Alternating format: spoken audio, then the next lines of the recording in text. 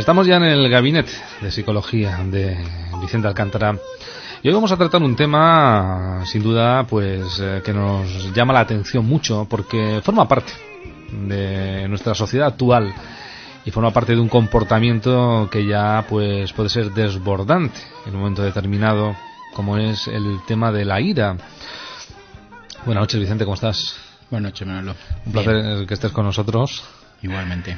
Y bueno, pues estar aquí en marcha a través del Gabinete de Psicología en esta nochitud y poder tratar tantos temas que nos dan luz para poder entenderlos. Y como decimos siempre, no solamente porque nos pueda suceder a nosotros, sino porque alguien cercano lo pueda padecer y poder saber cómo poder entenderlo, o en cualquier caso, cómo asesorarle para que se acerque a un profesional si es necesario para poder tratarlo. Hoy concretamente vamos a hablar de la ira. ¿Qué sucede, Vicente, realmente cuando nos enfadamos? Es un tema complejo, como verás. ¿Qué sucede? Tienes que tener en cuenta que cualquier tipo de situación la podemos valorar de forma diferente dependiendo de cómo la percibamos. De hecho, nuestras emociones están mucho más unidas a nuestros propios pensamientos de lo que realmente creemos. Por lo tanto, es más correcto que en lugar de tener en cuenta determinadas situaciones objetivas, que son las que nos generan la ira, lo suyo sería que hagamos una referencia en relación a los pensamientos que van asociados a una determinada situación, ¿vale? Entonces, cuando nos encontramos en situaciones que nos provoquen frustración, es cuando aparece la ira. Generalmente, esta pasión por parte del sujeto le provoca indignación, enojo, enfado, con lo cual se condiciona a tener una reacción de venganza y al final acaba en un proceso de vergüenza y arrepentimiento, básicamente porque una vez que ha transcurrido y ha pasado el episodio de ira, en muchas ocasiones el paciente se da cuenta de que o ha sido una situación desproporcionada o ha dicho cosas que no sentía o que no debería haber dicho, y entonces es cuando aparece el arrepentimiento y sobre todo la vergüenza de haberlo hecho. ¿Cómo podríamos, Vicente, definir la ira? ¿Qué es realmente la ira? La ira realmente es una emoción que aparece cuando nos sentimos fracasados o cuando nos sentimos desengañados, etcétera. Es una emoción básica y es universal. ¿Por qué es básica? Porque la utilizamos para nuestra propia supervivencia en tres funciones básicas. Una es nos facilita el desarrollo rápido de conductas de defensa y ataque. Una segunda función nos fortalece nuestra propia conducta. Y una tercera realiza una regularización de nuestra interacción social con nuestro entorno. ¿Y por qué decimos también que es universal? Pues porque cualquier persona la puede cualquier persona la puede percibir y sentir. Por lo tanto, el enfadarnos es normal en ocasiones, incluso necesario, pero hay que controlarlo, porque cuando es desproporcionado es cuando se convierte en ira. Sin embargo, cuando esa ira, como he dicho anteriormente, es desproporcionada y genera problemas en nuestra vida diaria, ahí es cuando entonces estamos hablando realmente de ira, que es la que genera todo ese conflicto entre las personas, sobre todo las personas del entorno más próximo. En muchas ocasiones también encontramos esta ira que se puede manifestar en el trabajo, con la pareja, con la familia, etcétera. O sea, la muestra o la visualización de un episodio de ira puede estar en cualquier situación de nuestra vida doméstica. Desde luego es uno de esos componentes que hoy día fácilmente pueden rebrotar en cualquier persona y componer pues precisamente que haya un enfrentamiento que puede llegar al máximo alcance, ¿no? ¿Qué puede, Vicente, desencadenar la ira? La ira, como se está viendo, es una emoción que sí es universal y básica, pero que no es muy apropiada en muchas ocasiones. Distinguimos dos grandes desencadenantes que son los que generan la emoción, sobre todo cuando tenemos situaciones frustrantes o situaciones aversivas. Vamos a hacer esta pequeña división. Ante situaciones frustrantes, el paciente, cuando la obtención de nuestros objetivos se ve interrumpida, la valoración cognitiva que nosotros tenemos, es decir, el pensamiento que tenemos ante esa situación que presenta el sujeto, afecta sobre la relación entre la conducta y el propio resultado que tenemos en nuestra emoción. Uh-huh. Es decir, el pensamiento que tengamos sobre esa acción va a depender mucho de nuestro comportamiento. Cuando se es consciente que puede intervenir en determinados factores, se genera un bloqueo a nivel de acceso y se puede restablecer situaciones previas donde ha podido aparecer anteriormente la ira. Uh-huh. También en estas situaciones frustrantes es cuando cree el sujeto que están transgrediendo la norma o sus propios derechos. Entonces esto le hace sentir de una forma injusta y en este caso aparece la ira. Uh-huh. Cuando la persona se siente que se están vulnerando sus propios derechos o su propio sentir. Y también cuando no aparece la recompensa que estamos esperando tras la ejecución de una conducta determinada. Es decir, nosotros podemos tener una conducta determinada, crearnos una serie de expectativas. Si esas expectativas con esa otra persona no se cumplen, evidentemente aparece la frustración. Uh-huh. Pero en muchos casos va acompañada de ira, uh-huh, porque no se sienten bien.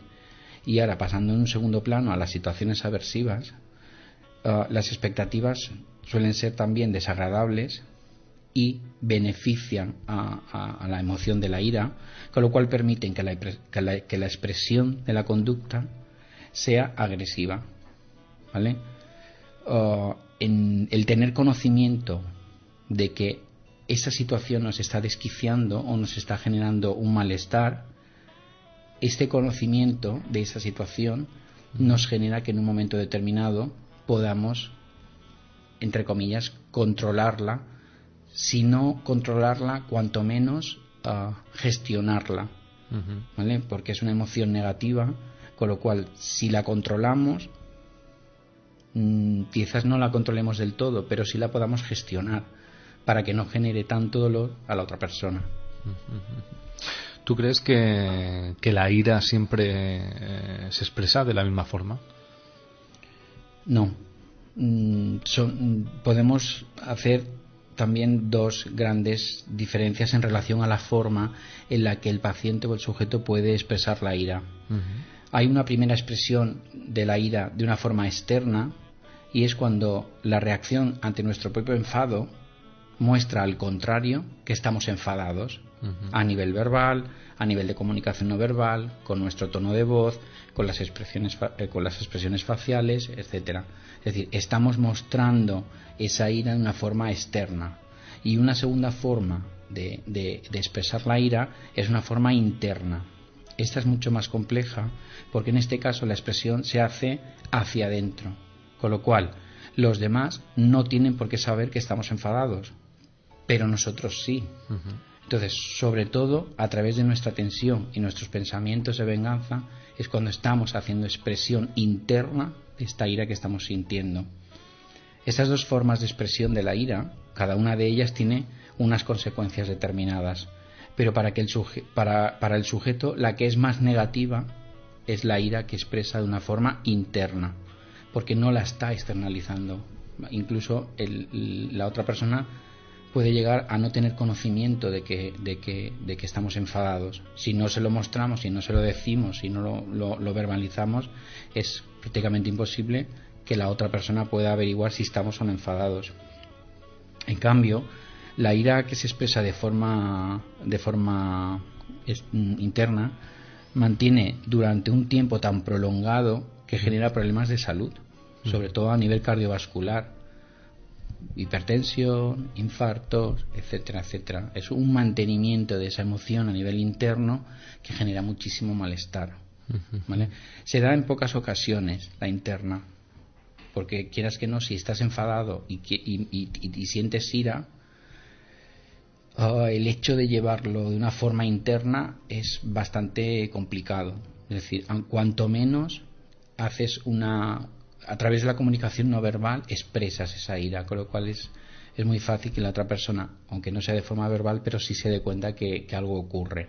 Por lo cual la expresión de ira interna al 100% es difícil. Y bueno, la persona que presenta ese síntoma de ira, ¿tiene un perfil determinado?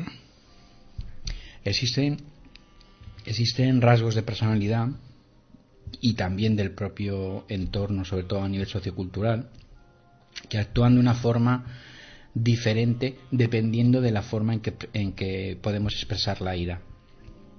Existen 2 factores fundamentales a la hora de ese tipo de expresión. En primer lugar tenemos los factores de personalidad, que es pues las personas extrovertidas, por ejemplo, son más dados a expresar ira. Los neuróticos tienen una ira mucho más intensa y mucho más frecuente. También las personas con un alto nivel de narcisismo experimentan una ira de una forma mucho más frecuente.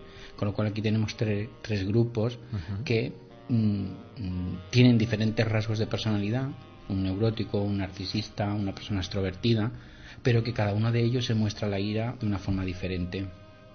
Y luego tenemos un segundo factor, que son los factores ambientales o de contexto, que aquí lo que hace es mostrar la ira a un entorno sociocultural, y que se puede hacer una gestión de esa expresión de esa ira, sobre todo a nivel sociocultural. Por ejemplo, me explico, los factores ambientales o del contexto concreto, la manifestación de la ira se hace mucho más consciente, más controlada, más gestionada, por ejemplo, a un nivel social alto o medio alto, ¿vale? Es como más protocolario, más pautado, con lo cual se controla más. No quiere decir que no se genere, ¿vale? Ni que no se dé, sino que la persona lo muestra de una manera mucho menor. Pero sí que hay también, y sí que existe también, pero no se expresa de una forma tan intensa. ¿Crees, Vicente, que podemos controlarnos cuando nos enfadamos? A ver, sí y no. Es decir, control. Cuando estamos enfadados, principalmente lo que hay que hacer es tener conocimiento y ser conscientes a través de nuestro pensamiento interno, a nivel cognitivo, de que nos estamos enfadando y que estamos enfadados. Entonces, si ahí hacemos una gestión de ese pensamiento, quizás se pueda racionalizar la situación, y sí que no podemos controlar el enfado, pero sí podemos gestionar el resultado de ese enfado. Entonces, a pesar de que sea una emoción básica, es necesario que sea gestionada, ¿vale? Sobre todo cuando se expresa de una forma totalmente desproporcionada. Una vez que una persona o el paciente muestra esa ira de una forma desproporcionada, ya no se puede volver atrás. Es decir, ya se ha hecho, ya se ha generado, con lo cual ya se ha generado dolor a esa persona. Entonces ahí ya se genera el conflicto. ¿Qué ocurre? Que sí se puede aprender a gestionar la ira. Un enfado ligero puede ayudarnos incluso a poder solucionar algún tipo de problema, sobre todo a nivel laboral, pero no una muestra de ira de una forma excesiva. Sin embargo, un enfado excesivo genera un bloqueo emocional que no nos permite detectar de una forma correcta la valoración que tenemos sobre la situación. Es decir, nos dejamos llevar por la emoción, nos dejamos llevar por el enfado, y ya se dicen cosas que a veces luego posteriormente te puedes arrepentir. Pero sí que se puede gestionar, o al menos para poder hacer un mínimo de control de que no sea desorbitada. ¿Te das cuenta lo complejo que es? Sí, es complejo, y me doy cuenta de que todos estamos en ese saco de ira, ¿no? O sea, en cualquier momento podemos dejarnos llevar descontroladamente. Exacto. Y desbordarnos emocionalmente y caer en esa ira que al final va a dar lugar efectivamente a que puedan ocurrir cualquier circunstancia de la que nos podamos arrepentir más tarde y pensar que absurdo, ¿no? Caer en la ira, ¿no? Exacto. Que es ya el no control de uno mismo interactuando con en muchos casos el paciente presenta pensamientos de vergüenza, de arrepentimiento, de por qué lo hice, de no tenía que haberlo hecho, si lo hubiese pensado antes, si, ¿me entiendes? O sea, esa forma de sentir la ira con posterioridad, hacerlo, haberla expresado, ahí es donde se empieza a tener que trabajar para que el paciente aprenda a gestionar sobre todo ese tipo de emoción. ¿Qué terapia, Vicente, se utiliza para poder controlar la ira? La que mejores resultados está teniendo y los estudios así lo muestran es la terapia cognitivo-conductual. Entonces, desde esta terapia, a través del cambio de nuestros pensamientos y las interpretaciones de los hechos que hemos vivido, podemos conseguir un cambio en las reacciones emocionales y de nuestro propio comportamiento, y así en condiciones de minimizar y eliminar o cuanto menos gestionar la ira. ¿Qué hacemos en la terapia? Pues se enseña al paciente a que alcance una serie de objetivos, como por ejemplo que acepte que las personas y las situaciones las tiene que aceptar como son, no como desearíamos que fueran. Se le enseña que acepte que no todo el mundo no tiene las mismas normas ni los mismos deseos. Hay que ser flexible y respetuoso con eso. Aprender, se le enseña al paciente a que aprenda a que es el propio sujeto el que causa su propio enfado y no los demás. ¿Por qué? Porque realmente lo que hacemos es valorar la acción del otro desde nuestro código de normas, y evidentemente cuando pasamos todo eso por nuestro código de normas saltan las alarmas, con lo cual hay una muestra de ira. Se le enseña a mejorar las relaciones sociales, se genera un proceso de psicoeducativo sobre los efectos perjudiciales que puede tener la agresividad a la hora de mostrar la ira.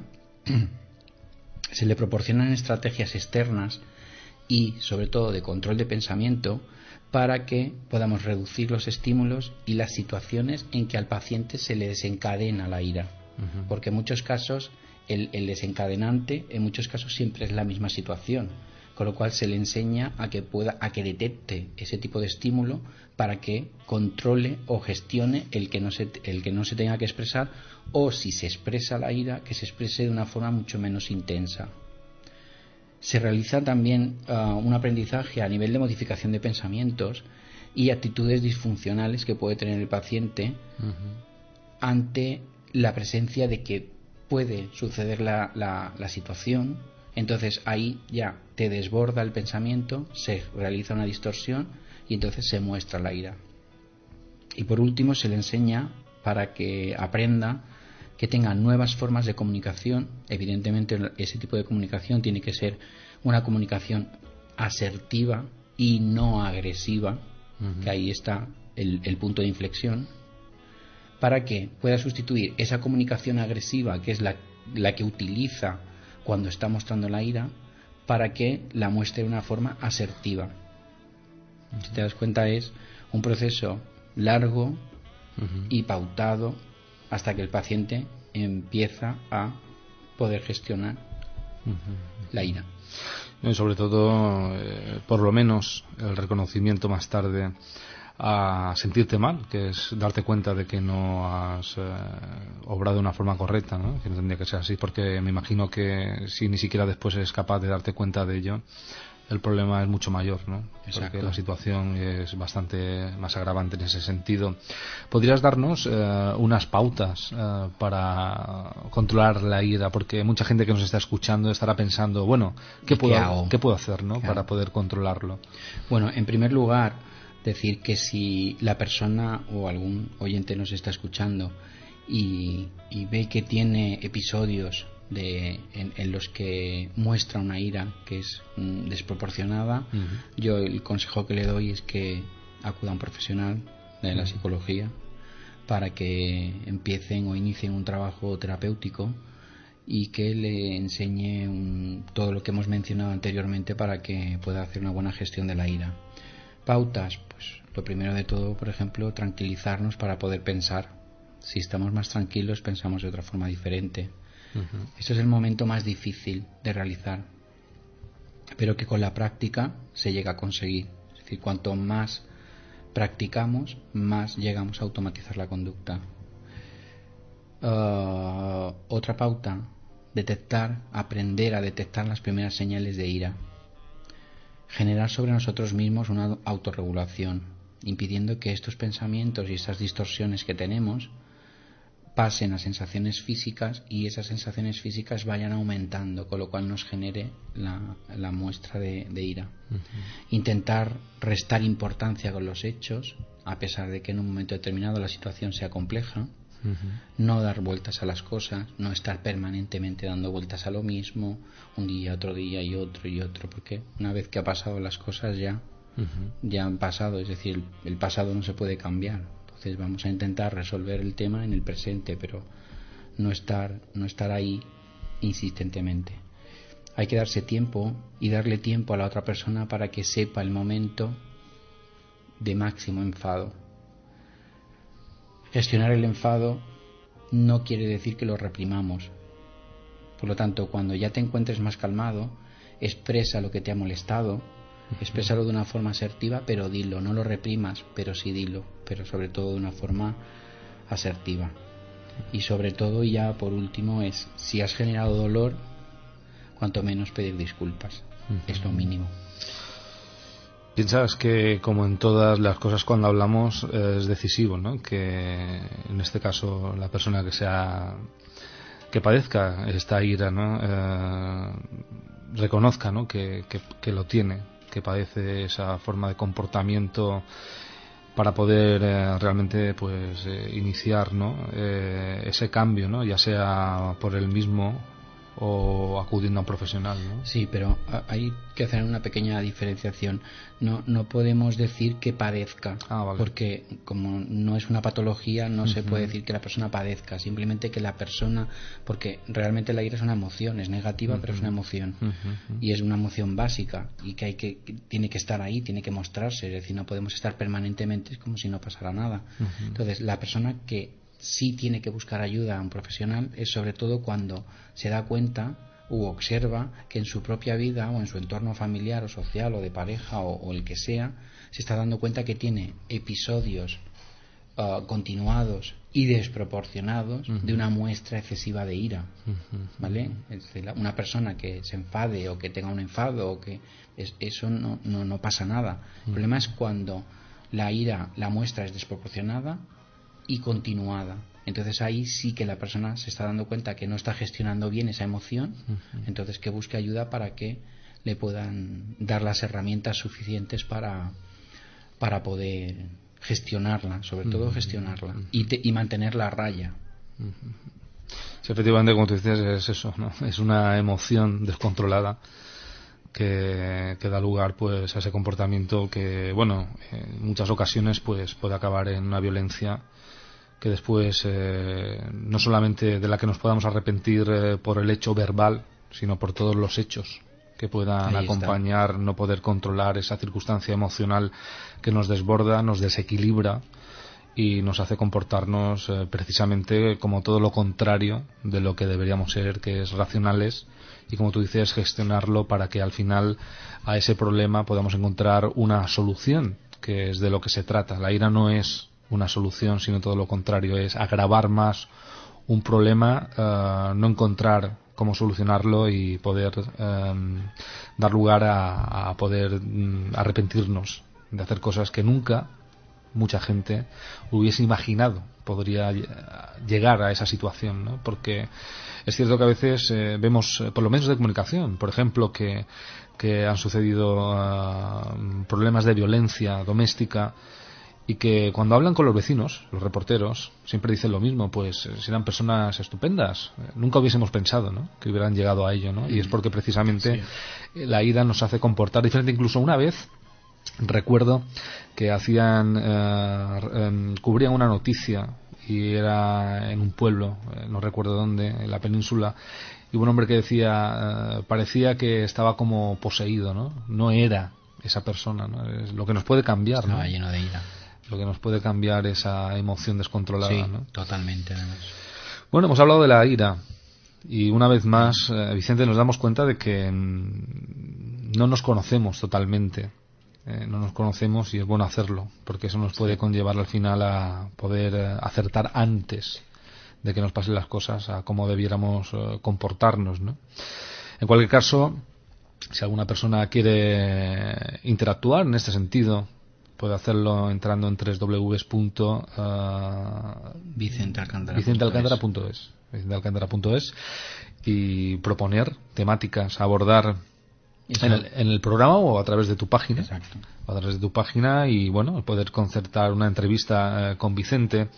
Si alguna persona, pues, por algún tipo de sintomatología, patología o circunstancia emocional piensa que debe acudir a un profesional para que le pueda guiar en poder ofrecerle las herramientas, los recursos necesarios para llevar a buen término, ¿no?, esas circunstancias que nos hacen ser diferentes, comportarnos a veces como no somos y necesitamos poder volver a ser los mismos, ¿no?, que es algo importante, porque a veces nos desequilibramos, Vicente, no sabemos qué nos pasa y nos dice la gente, oye, no pareces el mismo.